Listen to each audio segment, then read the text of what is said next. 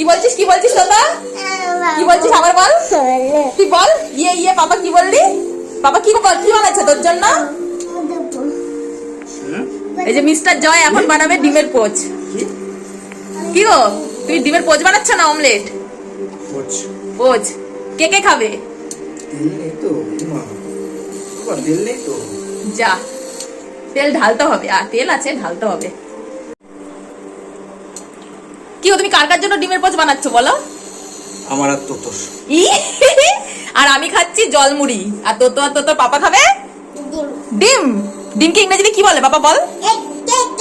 ওরে বাবা, ঠিক আছে।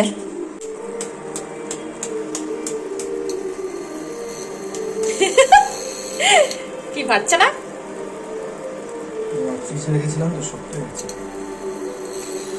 কেটেছে?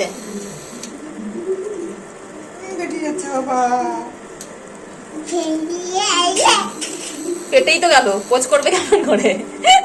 ভুজিয়া বানিয়ে নাও।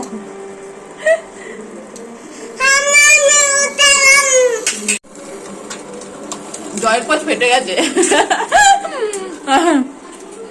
বাবা তো কিভাবে ওয়েট করছে কোচের জন্য, দেখো।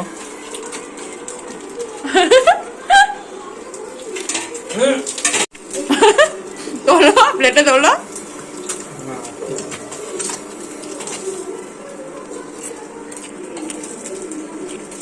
তোর পাপা তোকে পোচ বানিয়ে দিল, তো খাবে। বাবা খা। হ্যাঁ তাই, ও ঠিক আছে, পরে খা। বাবা খেয়ে নিচ্ছে কিন্তু। এই তো সেকেন্ড ডিমটা ফাটেনি, কুসুমটা, তাই তো যায়, এটা পোচ হয়েছে।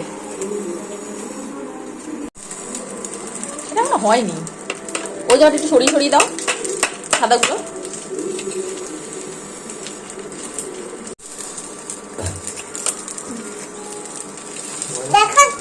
ভয় লাগে একটা পোচ করতে গিয়ে, এত ভয় লাগে। দাও না, উঠতে দাও না, কি আর হবে, ফেটে গেলে ফেটে যাবে। মনে হচ্ছে হাঁটেনি। জয় তুললো এইমাত্র পোস্টটা, কিন্তু একটুখানি লিক করে গেছে, যা, কিন্তু তবুও ভালোই হবে আশা করি খেতে, তাই তো জয়? এ বাবা, বাবা পোচ বানিয়েছে, আমাকে একটু দাও, আমাকে একটু খাইয়ে দাও।